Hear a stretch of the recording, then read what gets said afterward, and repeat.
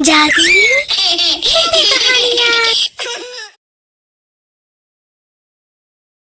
Class में सभी बच्चे रिया का बैग लेकर इधर उधर भाग रहे थे। मेरा बैग मुझे दे दो, मेरा बैग मुझे दे दो। तभी एक लड़की हंसते हुए कहती है,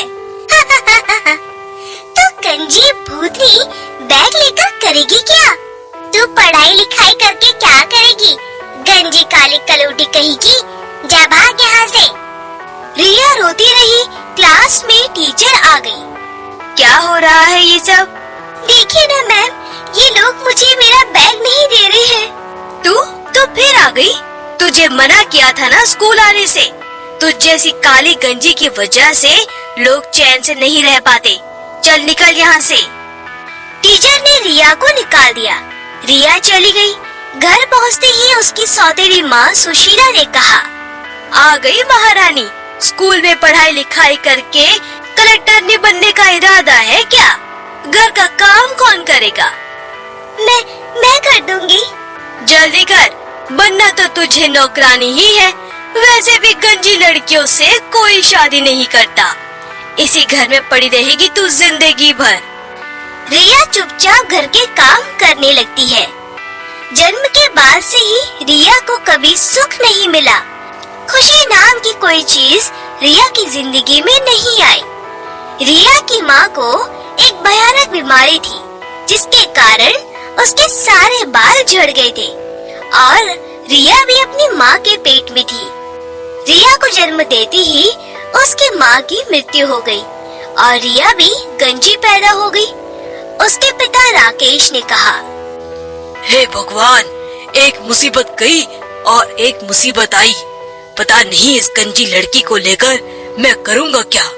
फिर उसके 4 साल बाद राकेश ने सुशीला नाम की औरत से शादी कर ली, क्योंकि राकेश से रिया का पालन पोषण नहीं हो पा रहा था और सुशीला ने उसकी जिंदगी खराब कर दी। उसने रिया को सही से दूध नहीं दिया और न ही उसको ठीक से सुलाती थी, जिसके कारण रिया कमजोर पड़ गई। और जब रिया बड़ी हुई तो उसे घर का सारा काम करवाने लगी। रिया ने जिद पकड़ ली, मैं घर का सारा काम कर दूंगी, लेकिन मुझे स्कूल जाना है, मुझे स्कूल जाने दो। बहुत मुश्किल से सुशीला को मनाकर रिया स्कूल गई, पर वहाँ पर सभी ने उसका मजाक बना दिया। लेकिन रिया फिर भी रोज स्कूल जाने लगी। अगले दिन जब रिया स्कूल गई, तभी एक लड़की ने उसे कहा, ए रिया, तुझे पढ़ना ही है तो क्लास के बाहर बैठ जा। तुझे देखते ही हमें उल्टी आती है। हाँ, हमने कभी कोई गंजी लड़की नहीं देखी ना। रिया क्लास के बाहर बैठकर पढ़ाई करने लगी। टीचर ने पढ़ाते हुए बच्चों से पूछा, तो बताओ बच्चों, 20 + 22 कितना होता है? लेकिन कोई जवाब नहीं दे पाया। तभी रिया ने क्लास के बाहर से कहा, 42 होता है मैडम। सही जवाब। लेकिन तू क्यों पढ़ाई कर रही है? तुझे तो कोई नौकरी भी नहीं देगा। इतनी बदसूरत लड़की को कोई नौकरी देता है क्या? रिया को बहुत बुरा लगा, लेकिन वो कर भी क्या सकती थी। थोड़ी देर बाद स्कूल में फोटोग्राफर आ गया। बच्चों, सब लोग आ जाओ, इस साल हम ग्रुप फोटो लेंगे और स्कूल मैगजीन में छापेंगे। सभी बच्चे कैमरे के सामने चले आए। रिया भी चली आई। फोटोग्राफर ने कहा, ये गंजी लड़की भी रहेगी क्या मैडम? इसे ग्रुप में लेने से फ्रेम खराब हो जाएगा। हाँ, आपने सही कहा। इसकी तस्वीर तो हम मैगजीन में नहीं छाप सकती। ए रिया, ग्रुप से बाहर निकल। रिया रोते हुए बाहर निकली। इसी तरह रिया की जिंदगी निकल रही थी। किसी ने उसे प्यार नहीं दिया। किसी ने कभी उससे ये नहीं कहा कि रिया, तुम जैसी हो वैसी ही रहो। रिया ने रोते हुए कहा, सभी लोगों को मुझसे प्रॉब्लम है। मैं अब कभी स्कूल नहीं जाऊंगी, कभी भी घर नहीं जाऊंगी।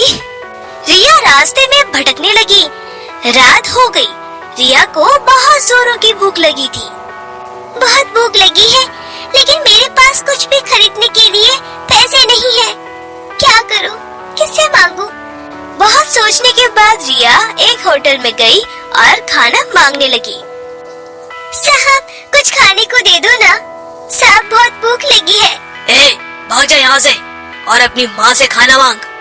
मेरी माँ नहीं है, मैं अनाथ हूँ।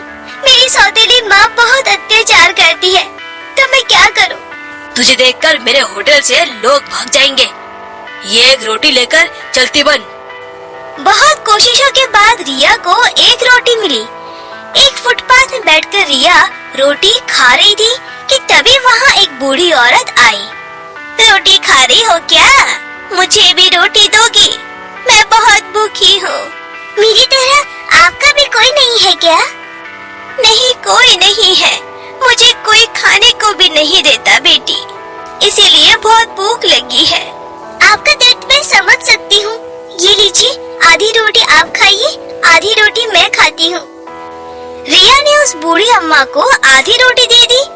उस बूढ़ी ने खाने के बाद कहा, बेटी, मैंने तुम्हारी जैसी खूबसूरत लड़की कभी नहीं देखी है। तुम्हारे कितने लंबे खूबसूरत काले बाल हैं, पर मेरी सर पर तो बाल ही नहीं है। कोई बात नहीं बेटी, तुम सो जाओ। ये बोलकर बूढ़ी चली गई। रिया ने भी ज्यादा ध्यान नहीं दिया और वो सो गई। और सुबह उठकर उसकी नींद खुली तो उसने देखा उसके बाल आ गए हैं और उसका रंग भी साफ हो गया है। अरे ये कैसे हो गया? ये तो चमत्कार हो गया, मेरे इतने लंबे बाल। रिया बहुत खुश हो गई। उसे याद आ गया कि उस बूढ़ी अम्मा ने उसे यही कहा था। रिया दौड़ते हुए स्कूल की ओर जाने लगी और तभी अचानक से जोर की बारिश होने लगती है और बाढ़ आ जाती है और स्कूल पूरी तरह टूट गया होता है। रिया जब स्कूल पहुंची, अरे कोई मेरी मदद करो, मैं बह जाऊंगी, मुझे बचाओ। मैं करूंगी तुम्हारी मदद। ये बोलकर रिया ने अपने लंबे बाल दूर फेंके और उस लड़की को बचा लिया। रिया, मैंने तुम्हें बहुत उल्टा सीधा कहा है और आज तुमने मेरी जान बचाई। तुम मेरी दोस्त है रिया। फिर सभी रिया को अपना दोस्त बनाने लगे।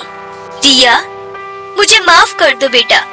मैंने टीचर होके भी तुम्हारे साथ बहुत बुरा किया बेटा। मुझे माफ कर दो, मुझसे बहुत बड़ी गलती हो गई। उसके बाद रिया सभी को माफ कर देती है और घर जाकर उसकी सौतेली माँ सुशीला और उसके पिता भी अपनी बेटी को अपनाने लगते हैं और इसी तरह रिया हंसी खुशी रहने लगती है। तो दोस्तों, अगर आपको हमारी कहानी पसंद आई हो तो इसे लाइक करना और शेयर करना और हमारे चैनल को सब्सक्राइब करना मत भूलना।